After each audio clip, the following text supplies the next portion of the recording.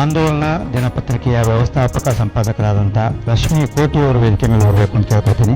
ಸುದರ್ಶನ್ ಅವರು ಕೂಡ ವೇದಿಕೆ ಬರಬೇಕು ಅಂತ ಕೇಳ್ಕೊತೀನಿ. ನಿರಂತರಕ್ಕೂ ಮತ್ತು ಆಂದೋಲನ ದಿನಪತ್ರಿಕೆಗೂ ಮತ್ತು ಅದರ ಸಂಪಾದಕ ರಾಜಶೇಖರ್ ಕೋಟಿ ಅವರಿಗೂ ಕೂಡ ಅನೇಕ ವರ್ಷಗಳ ಒಂದು ಅರ್ಥದಲ್ಲಿ ಒಂದು ಚಳವಳಿಯ ಒಡನಾಟ. ಯಾಕೆಂತಂದ್ರೆ ನಿರಂತರ ಕೂಡ ಒಂದು ಸಾಂಸ್ಕೃತಿಕ ಚಳವಳಿಯನ್ನು ನಂಬಿ ರಂಗಭೂಮಿಯಲ್ಲಿ ಬದ್ಧತೆಯಿಂದ ಕೆಲಸ ಮಾಡುವಂಥದ್ದು, ಹಾಗೆಯೇ ಸಮಾಜದ ಒಂದು ಕನ್ನಡಿಯಾಗಿ ಒಂದು ಚಳವಳಿಗೆ ತನ್ನ ನಿಲುವನ್ನ, ತನ್ನ ಗಟ್ಟಿ ನಿಲುವನ್ನ, ಗಟ್ಟ ದನಿಯನ್ನ ಮೈಸೂರಿನಲ್ಲಿ ತೋರಿಸಿದಂಥ ಪತ್ರಿಕೆ ಆಂದೋಲನ. ನೆರೆದಿರುವ ಎಲ್ಲ ರಂಗಾಸಕ್ತರಿಗೂ ನನ್ನ ನಮಸ್ಕಾರಗಳು. ನಿರಂತರ ಸಂಸ್ಥೆ ಒಂದು ಮೈಸೂರಿನ ಒಂದು ಸಾಂಸ್ಕೃತಿಕ ಆಯಾಮಗಳಲ್ಲಿ ಒಂದು ಅನ್ನೋದಕ್ಕೆ ಅದು ಎಷ್ಟು ಕ್ರಿಯಾಶೀಲವಾಗಿದೆ ಅನ್ನೋದೇ ಅದಕ್ಕೆ ಸಾಕ್ಷಿಯಾಗಿದೆ. ಇದು ಒಂದು ಪ್ರಬುದ್ಧ ರಂಗ ಸಂಸ್ಥೆಯಾಗಿ ಬೆಳೆದಿರದೇ ಇವತ್ತು ನಮ್ಮ ಮೈಸೂರಿಗರೆಲ್ಲರಿಗೂ ಕೂಡ ಒಂದು ಹೆಮ್ಮೆಯ ವಿಷಯ ಆಗಿದೆ. ಈ ದೇಶದಲ್ಲಿ ಯಾವುದೇ ಒಂದು ಸಾಮಾಜಿಕವಾಗಿ ಆಗಲಿ ಆರ್ಥಿಕವಾಗಿ ಆಗಲಿ ಏನೇ ಅನ್ಯಾಯಗಳಾದರೂ ಕೂಡ ಅದು ಸರ್ಕಾರದಿಂದ, ಆಡಳಿತ ನಡೆಸುವವರಿಂದ ಅನ್ಯಾಯ ಆದಾಗ ಕೂಡ ಎಚ್ಚರಿಸುವಂತಹ ಕೆಲಸವನ್ನು ಮಾಧ್ಯಮಗಳು ಸದಾ ಮಾಡ್ತಾ ಇರುತ್ತವೆ. ಅದು ಪ್ರಿಂಟ್ ಮೀಡಿಯಾ ಇರ್ಬೋದು, ಎಲೆಕ್ಟ್ರಾನಿಕ್ ಮೀಡಿಯಾ ಇರ್ಬೋದು. ಅದೇ ರೀತಿಯಲ್ಲಿ ಎಚ್ಚರಿಸುವ ಕೆಲಸವನ್ನು ರಂಗಭೂಮಿ ಕೂಡ ಮಾಡ್ತಾನೇ ಬಂದಿದೆ. ಏಕೆಂದರೆ ರಂಗಭೂಮಿಯೂ ಕೂಡ ಒಂದು ಮಾಧ್ಯಮ. ಅಂತಹ ಒಂದು ಎಚ್ಚರಿಸುವ ಕೆಲಸವನ್ನು ನಿರಂತರ ಸಂಸ್ಥೆಯವರು ನಿರಂತರವಾಗಿ ಮಾಡ್ತಾ ಬಂದಿದ್ದಾರೆ. ಜೊತೆಗೆ ಈಗ ಕಳೆದ 4 ದಿನಗಳಿಂದ ಒಳ್ಳೊಳ್ಳೆಯ ಅಭಿರುಚಿಯಂತಹ ಇರುವಂತಹ ನಾಟಕಗಳನ್ನು ಮಾಡ್ತಾ ಇದ್ದಾರೆ. ಮತ್ತು ಈ ಸಂಸ್ಥೆಯಿಂದ ಆಗಿರುವಂತಹ ನಾಟಕಗಳು ಹೇಗೆ ಜನರಲ್ಲಿ ಒಂದು ಬರೀ ಮನರಂಜನೆಗೋಸ್ಕರ ಅಲ್ಲದೆ ಸಮಾಜವನ್ನು ಕಟ್ಟುವಂತಹ, ಅವರಲ್ಲಿ ಒಂದು ಚಿಂತನೆಯನ್ನು ಬಿತ್ತುವಂತಹ ಕೆಲಸವನ್ನು ಮಾಡುತ್ತೆ ಅನ್ನೋದಕ್ಕೆ ಬರ ಅಂದರೆ ಎಲ್ಲರಿಗೂ ಇಷ್ಟ ಅನ್ನುವ ನಾಟಕನೇ ಸಾಕ್ಷಿ.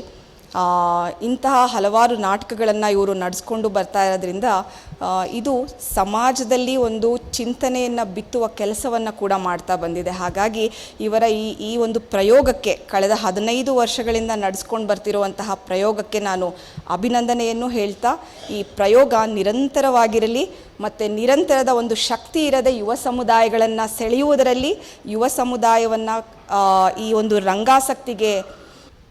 ಈ ದಿನದ ಮತ್ತೊಬ್ಬರು ಡಾಕ್ಟರ್ ಸುದರ್ಶನ್. ಎಲ್ರಿಗೂ ನಮಸ್ಕಾರ. ನಿರಂತರದ 3ನೆಯ ದಿನದ ಈ ಒಂದು ಸಂದರ್ಭದಲ್ಲಿ ಬಹುಶಃ ಹಲವಾರು ಗರಿಗಳು ಮೈಸೂರನ್ನು ಸಾಂಸ್ಕೃತಿಕ ನಗರಿಯಾಗಿ ರೂಪಿಸುವಲ್ಲಿ ತಮ್ಮದೇ ಆದಂತಹ ಪಾತ್ರವನ್ನು ದಶಕಗಳಿಂದ ಮಾಡ್ತಾ ಬಂದಿದ್ದಾವೆ.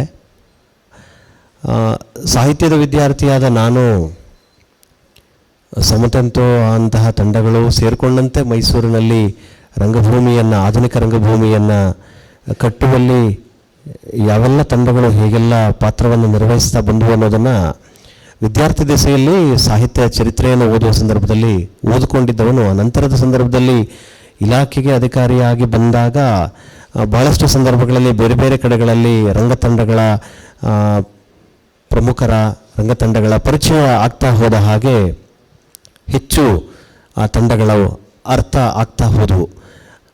ಸಾಂಸ್ಕೃತಿಕ ನಗರಿಯನ್ನು ನೈಜಾರ್ಥದಲ್ಲಿ ಸಾಂಸ್ಕೃತಿಕವಾಗಿಸುವತ್ತ ಕೊಡುಗೆಗಳನ್ನು ಕೊಡ್ತಾ ಹೋಗ್ತಿದ್ದಾವೆ.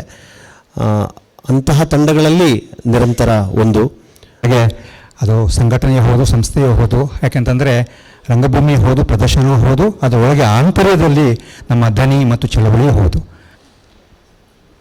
Thank you. ಹಾಗೆ ಡಾಕ್ಟರ್ ಸುದರ್ಶನ್ ಅವರಿಗೂ ಕೂಡ ಒಂದು ನೆನಪಿನ ಕಾಣಿಕೆ.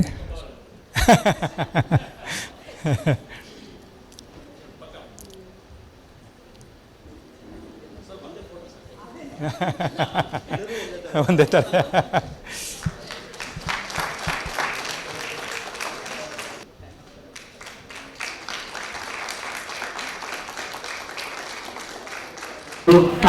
I love you, I love you, I love you, and I hope, and I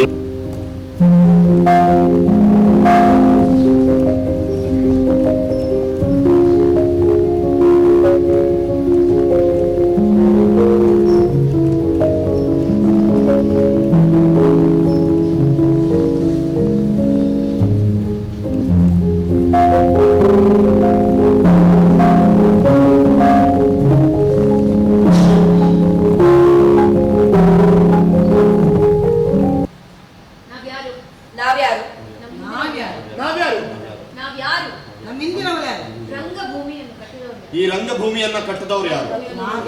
ಯಾರು?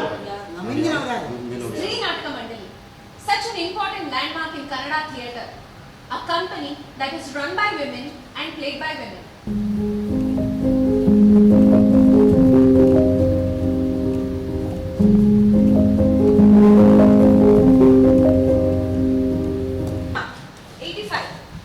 ನನಗೆ ನಾಜೂಕಯ್ಯನ್ ಪಾತ್ರ ಮಾಡಕ್ಕೆ ತುಂಬಾ ಇಷ್ಟ.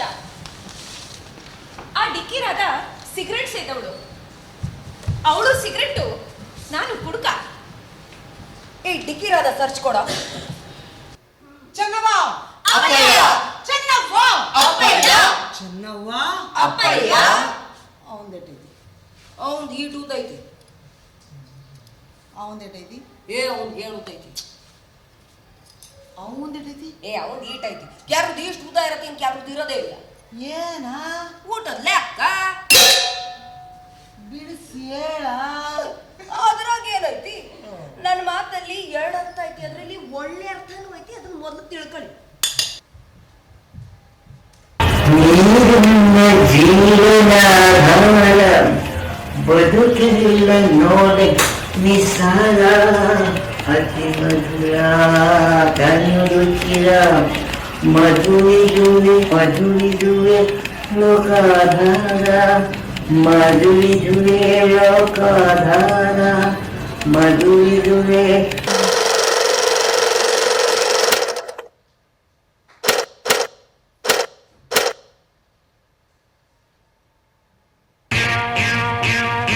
Million times beat in my heart,